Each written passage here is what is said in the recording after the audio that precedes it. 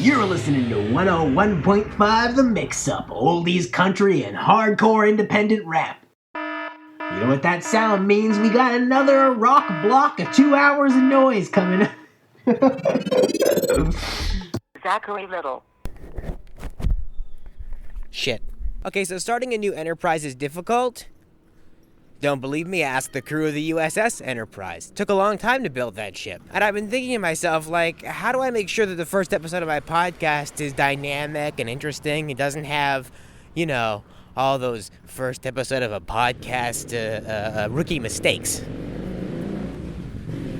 And then I thought, well, you know, I could record the third episode of my podcast first. So that's what I'm doing. Welcome to episode 3 of whatever this podcast ends up being called.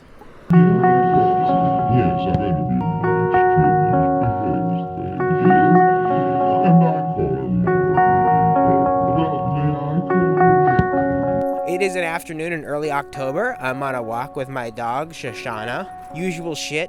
Leaves on the ground, leaves on the trees too. They're in both places. I'm on a walk to catch up with my friend Dan. If you want to follow him on Twitter, it's my friend Dan.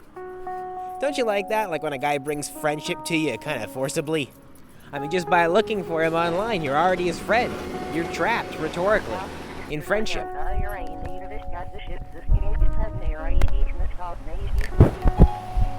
Sorry, Chief, I didn't get that. Let's get some walking through leaves sound effects to add into this, okay?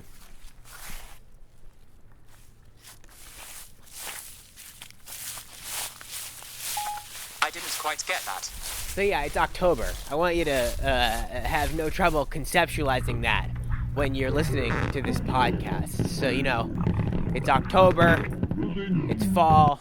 The weather is sort of always a little bit moody and indifferent, like a teenager. The number of pumpkin spice products available at Trader Joe's is so insane as to seem like it's a deliberate provocation, like maybe fucking Banksy's involved somehow. It's October, you get it. I'm meeting Dan down at the library because I had to return a book. It was called I Was a Revolutionary by Andrew Mallon Millward. It was great. Listen, here's the sound of me returning the book very lovingly. Now seems like a good enough time to do a book segment, right? Let's do a book segment.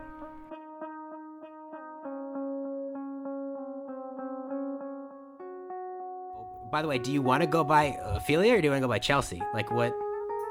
I mean, it's up to you, but I am called Chelsea. And like your books are published under the name Chelsea Fisher, right?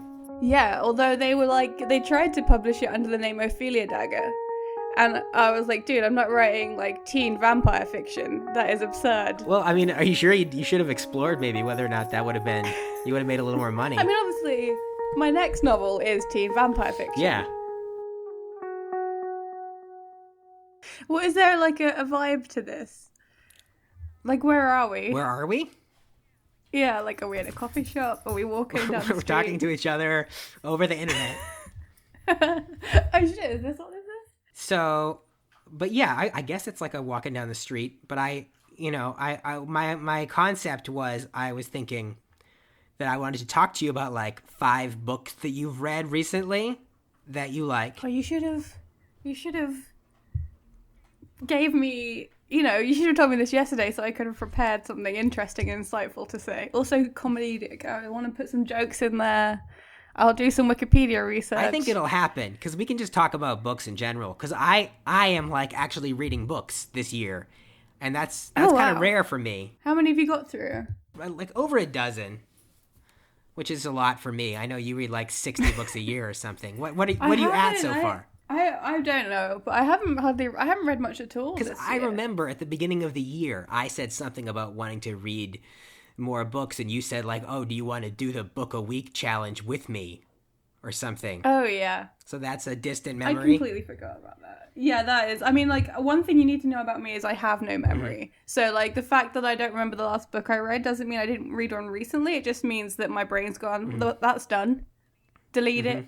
But yeah, I'm glad that we didn't do that because I would have failed severely. Yeah, no. You backed out of that straight away. Yeah, no. You were just like, nah. I knew for sure. I think at the time I was reading the oral history of SNL. which I'm still reading because it's like 1,000 pages. It's the infinite jest of comedy books. Yeah. Have you read Infinite Jest? I've read about 300 pages of Infinite Jest. You know, I read... I think that's par for the course. I read Although, of Course, You End Up Becoming Yourself, which is that interview that the movie that just came out is based on. Oh, I saw the movie. I have not read the interview. You did it right, because I read the book, and then I saw the movie right after, and it is verbatim for an hour of the movie, and then when it breaks from the source material, it is very obvious. Oh, like, does it seem false? Yeah, it felt very false, and I couldn't get over it because I was really excited about that movie, and so did it seem like it was trying to like add some emotion that wasn't there? Yeah, totally. Oh, because that's awful. there's nothing, you know what I mean, in the book. There's no any interpersonal drama is only very hinted at because it's a straight transcript, so you don't always know what kind of attitude either one of them was bringing to the conversation. And so, I mean, it may be that the actual interview and everything was as testy as the movie makes it seem, but that was not the way that I read it. Like the whole time the interviewer was sticking his finger up at David Foster Wallace, but that's not in the book. You can't see that. Right. Yeah. So and did you? I don't know. I really loved the movie. Yeah. I often think but you ruined it for me now. Well, you already saw it, so you know what I mean. Like I didn't ruin it before you saw it, at least. Siri, remind me to talk on this podcast at some point about how, like, seeing a movie for the first time is one of life's most fleeting and pleasurable experiences. And I'm not talking about, like, you only get to see an M. Night Shyamalan movie once before you know what the fucking dumbass twist is. I'm just saying, like, in general, this world unfolding before your eyes for the first time in a movie, it's particularly strong the first time, and, like, the drop-off, I think. The returns are more diminishing. Yes, movies can be rewarding after repeat viewings, but rewarding in, like, a different, shittier way. Not like rereading a book. And not like listening to a song again. I actually kind of feel like most songs take 2 or 3 listens before you can really even start to appreciate them. And the most, like, ecstatic listening experiences I've ever had with great songs have never been with a song I was hearing for the first time. It's a song I've heard like 4 or 5 times, and I've only begun to appreciate its greatness. And then suddenly it's like, wow, now I can really tell, like, how great this song is. I didn't quite get that. No, but you've tainted my, like, I saw that movie and I was like, I've never related to anyone as much as I relate to David Foster Wallace. And now, I'm not even sure if that was David Foster Wallace. Well, then this whole thing can be redeemed because you can read the book now. Yeah, but I didn't really like the interviewer guy. Which could just be Jesse Eisenberg.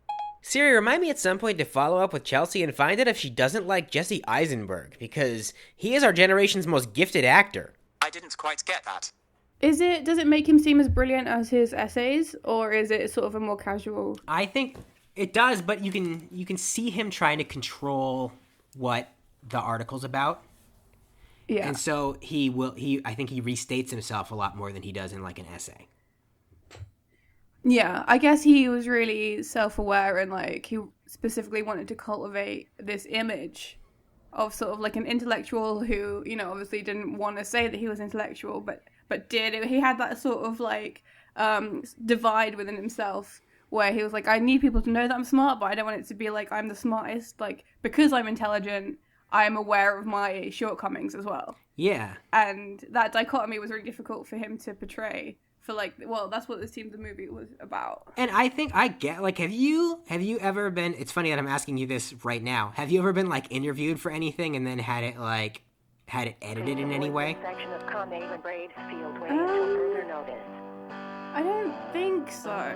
Not that comes to mind. Yeah, well, I had like an experience in college. My like one of the school like culture paper interviewed me about Rock and Sock and Robot, and the glory. Yeah, I spoke very casually and very like I did not imagine that it was going to be like a straight transcript. And then it was, and I was like horrified because I just assumed they were going to put a couple of quotes from me, you know, into like a little blurb. Yeah. Not that they were going to like reproduce the whole conversation. And so when I read it back, I was like, I sound like such an idiot. That's like almost the opposite of the usual problem, where they just take like a line out of context. Right. You've literally written what I I've would said. rather be I taken sound out like of a fool. context. I had recently, well, my publisher wrote my bio, and because I'm me, I couldn't be bothered to read it when they sent it to me to check. I was just like, yeah, that's cool, whatever. And then I discovered a little bit later, like today, they sent me an email saying, oh, we want to do some promotional material. Can you write, an article about the 2 years you spent sort of drinking and unemployed and depressed? And I was like, no, I don't want that to be public knowledge, because I'm trying to get a job right now and I'd like a career, and I don't really want that to be the first thing that comes up about me when you Google Chelsea Fisher. Right. And they were like, oh, but it's in your bio. And I was like, why the fuck is it in my bio? Well, you told us. Yeah, I told you so you would know why I wrote the book that I did, so you would publish me, because it sounds like I have an authority on the subject. I didn't mean put it in my fucking Amazon tag.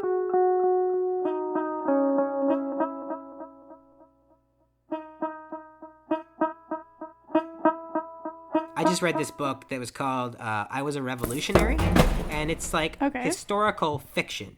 And so the thing is, it's a bunch of short stories. They're all set in Kansas in different times, different historical periods. And oh, that sounds wonderful. yeah, that's cool. And it's tied often to actual people, but fictionalized accounts. But like the characters in the stories are often like a researcher at a college or a guy who's really interested in this historical topic or something. So the line between what's real and what's historical and what's fiction is so blurry and messy that at first it was... Is it a little bit like Assassin's Creed in that way? What is Assassin's Creed? Okay, don't worry about it. It's a video game, right? Yeah. Okay. But you go in Anonymous, and then you go back in time to different time periods, and you like go inside the body of like all the people from this sort of ancestral tree. Mm-hmm. And you learn stuff about what they're doing, and you meet like Machiavelli. This is a video game? Yeah, I fucking love that shit. Oh, so you go back and you kill Machiavelli. Yeah, well no, he helps you out. Like Da Vinci makes your knives. Oh. It's pretty, but let's get back to books. I've already cheated. I gotta get into video. No, I shouldn't, but I fell off of video games in like 1996. What was the last game you played? Like Legend of Zelda, Ocarina of Time, probably. Okay. I mean, that's a classic. That's how I got friends in 5th grade, because I was good at that game, and up until that point, I had no friends, and I could show people like how to beat stuff in Zelda, and that was how I made friends. So ironically, video games were a social lubricant for you, despite what the media would like to have you believe. Yeah, they definitely were. That was the only way I was getting in there. I'm really pleased for the younger you. No, I was like a very serious, stressed out child. It took a long time for me to like unclench. Were you diagnosed with anything like the way that a lot of American children are, but no English children are? No, I was like just before that started to happen, you know? Okay. I was the kind of kid who everyone, the medical approach to me was like, he'll be fine, you know?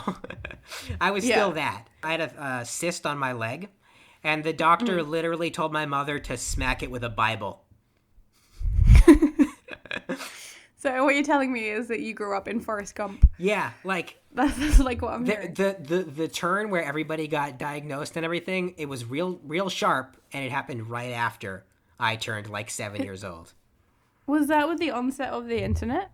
No, I think it was before that, actually. I think it was just the pharmaceutical industry went, hey, you know what? You can give every kid in the world this ADHD medicine, and it's not going to do any damage. It's basically the vitamin C. I feel like the same thing happened to me, but with Pokemon. Like, I was the last generation that sort of, like, person in that generation that didn't get Pokemon, and then, like, whoever was born, like, the month after me, super into Pokemon. This message is for Zachary Little. Hi, this is Aspire Resources Incorporated. Please return this call at your convenience.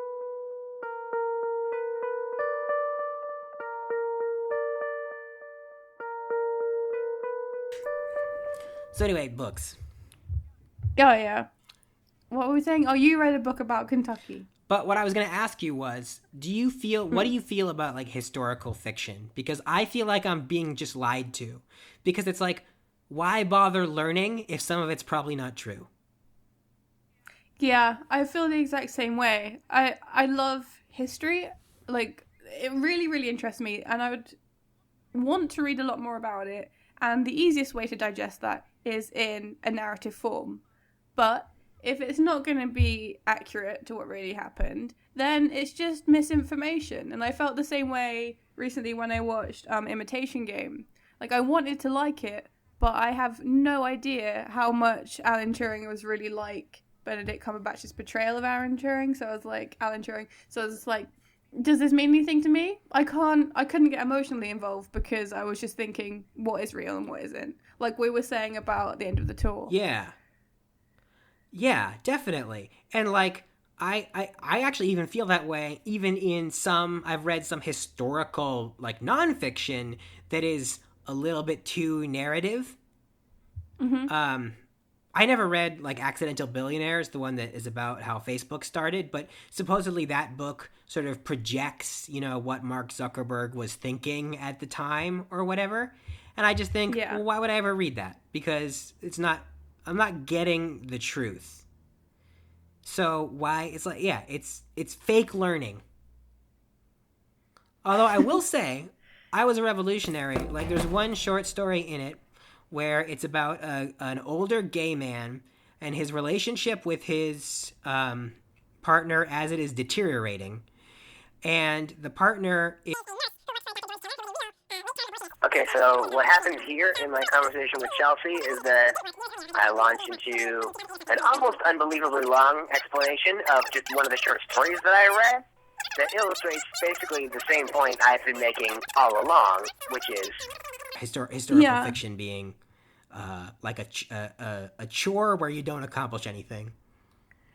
I think, but I don't know, for me, I don't even have, like, a line where I go, actually, this is okay, this is believable, because I read, well, this year, I think I read Just Kids, the Patti Smith autobiography from, like, her time in, like, the 70s or whatever it was in New York, which, like, I loved it. It's brilliant.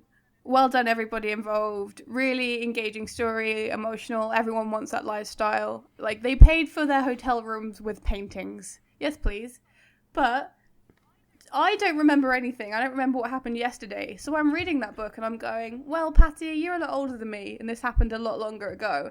This is probably a lot of bullshit. Yeah. Like, you've gone into a lot of detail about that evening. I couldn't tell you about one of my evenings. Sure. So I read it and I was like, well, that was nice, but how much of it was true? And it was her own history that she was writing. Oh, yeah. Because I think the only things that I remember from my own history are, like, if there was a home video of it. Yeah. Or if it's a story that I have told a bunch of times. And at this point, how much of that story is even true? Mm-hmm. Because that will evolve every time you tell it. So I'm definitely never writing... If I'm writing a memoir, it's having a big disclaimer. But I guess, like... The fictitious history. I feel like a lot of that is... I think there's a certain level of, like, objectivity, subjectivity that other people just take for granted. And that it's like a weird thing where you and I have thought about it. And now because we thought about it, we can't unflip that switch. But if we never did, if we never stopped to, like, question, like, if we never watched the movie Rashomon, then, like, we would never have learned to question it, and maybe we would understand other stuff more fully. Like, I think you and me and a lot of other people, we have, like, a very strong, like, meta understanding, but we understand a lot about something, but don't necessarily understand the thing. You know what I mean? Like, we understand everything around it. Yeah. It's like a swing set, and you swing too far, and you go over to the other side, and your skin turns inside out. Okay. I mean, that's an interesting analogy. Maybe work on that, do a rewrite, and then... See? You can't think about what I'm saying. You can only think about the manner in which I'm presenting it.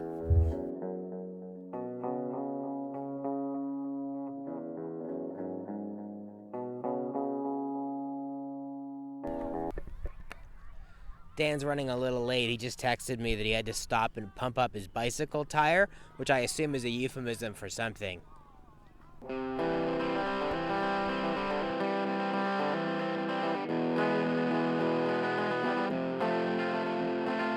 So Christy and I just definitely locked in on our Halloween costume idea and suck a dick dumb shits because it's a pun-based one. And I know that there are pun-based Halloween costume haters out there. On his podcast recently, Dan Harmon sounded off against pun-based Halloween costumes. His position, I think, was that they're sort of socially hostile. But I don't think that's always necessarily true, and let me explain. Okay, so Christy and I, our costume is we are going to be a dog and a cat with crowns and scepters, and the joke is we are reigning cats and dogs. Pause for laughter, pause for laughter, pause for laughter, pause for laughter, pause for laughter. Pause for uproarious laughter, just building into just this climax of uncontrollable mirth as people just laugh at putting the two and two things together. That is what I'm talking about. It's pleasurable, okay? You know, you're at the Portsmouth Halloween parade, you see me and Christy with our costumes, and you look at us, and then I say to you, we're raining cats and dogs. And then you take that image in your head and you combine it with the words that you're hearing, and the joy comes from you figuring it out. First, I give you the 2 plus x equals 5, then I tell you what x equals. It's visual algebra, motherfucker, and it's fun. This is a message from the Boston University Alert Service to Zachary Little.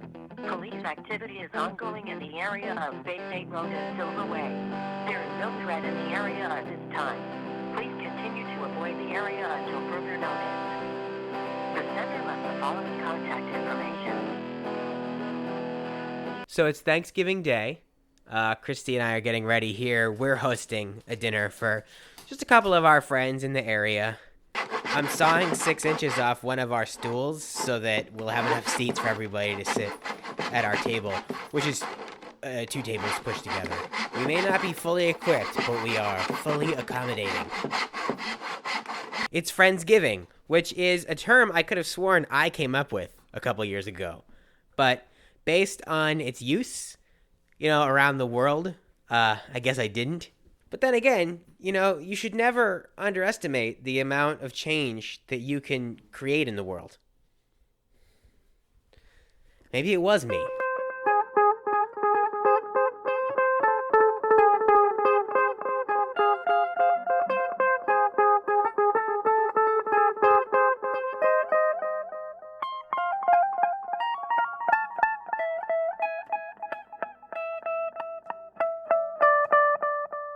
It's just after midnight on Christmas Day. I'm standing in my in-laws' backyard.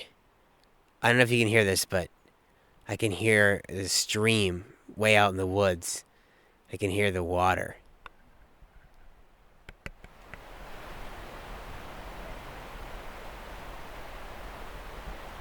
Here's what each room I was in on Christmas Day sounded like.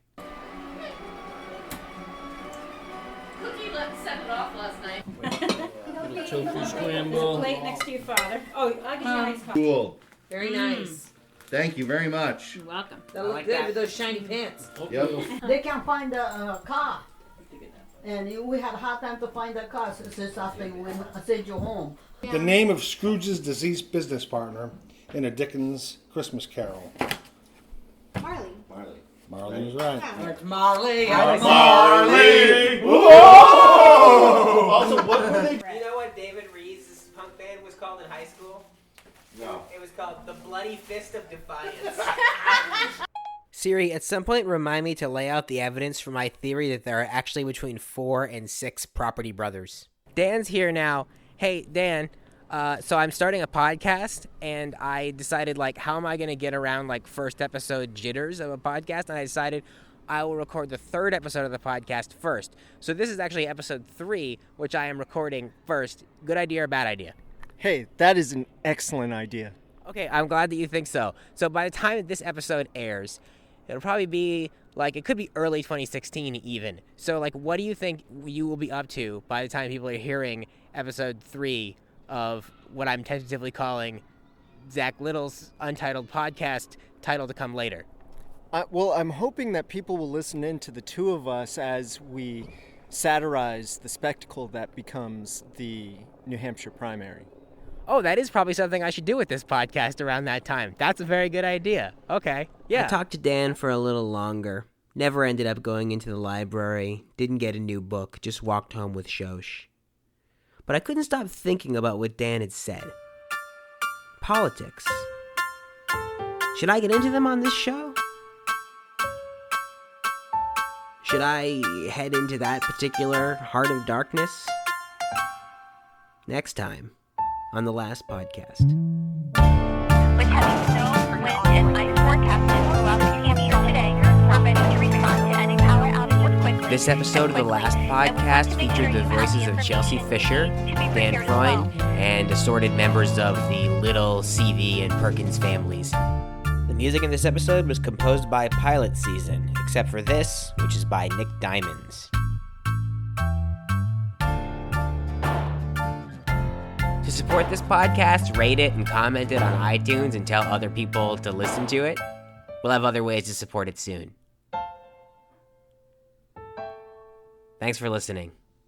See you next week.